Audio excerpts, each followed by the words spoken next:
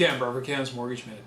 Hey, I don't know about you, but I always get a kick out of statistics and averages and numbers and stuff, and how something can be looked at many different ways.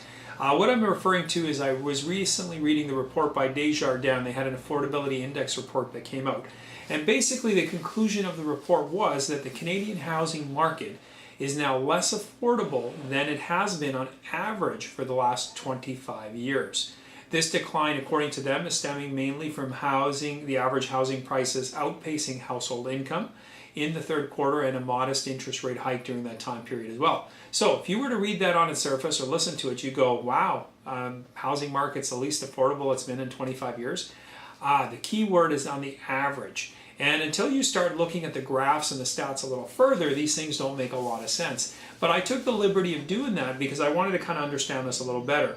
And when I started looking at the graphs, what I found out is that our Housing Affordability Index, which is currently at 120.4, is basically around the levels it was back in 1992.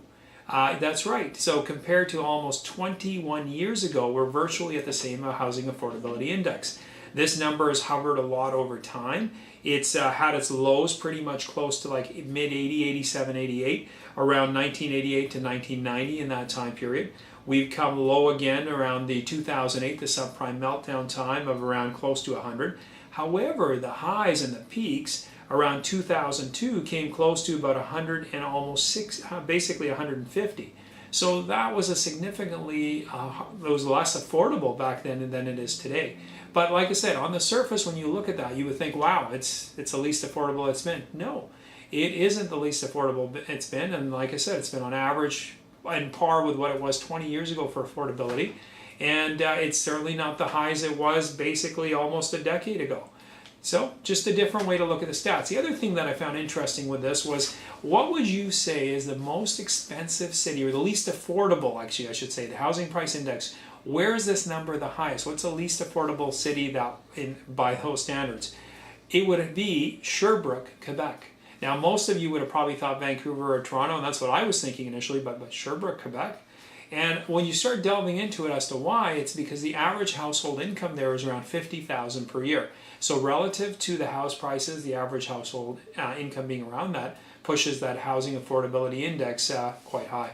Now, where is it really cheap? Where is it very affordable to live? The city with pretty much a very low average affordability index, that would be Calgary. Calgary, with average house prices around $438,793 in the third quarter, however, had folks that lived there on average with average household income of $110,000 per year, which made it certainly far more affordable than otherwise would have been the case. So like I said, it's just interesting how stats can be viewed in different ways.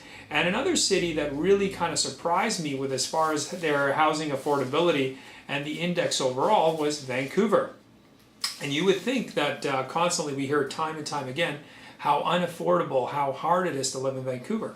However, the housing affordability in Vancouver is running at basically 66.6. Well, 666, not a good number, but hey, that's basically what it's running at. And that's almost as low as it's ever been since 1995, as low as it's been around 1990. This number was as high as about 105 back in 2002. So again, you would think that Vancouver at least affordable? No, compared to the highs and the lows, it's certainly almost close to as low as it's been, and it's far off the high that it had at the record time when it was very unaffordable. So what could be causing that? Again, wages in the West Coast are pretty high. Even though house prices have climbed, it would appear that wages and stuff have kept up somewhat. So anyway, just a different way to look at stats. Anything we can help you with mortgage-wise, don't hesitate. Give us a shout at the Auxilium team. Auxilium, as you know, or maybe don't know, simply means to care, aid, assist, and support.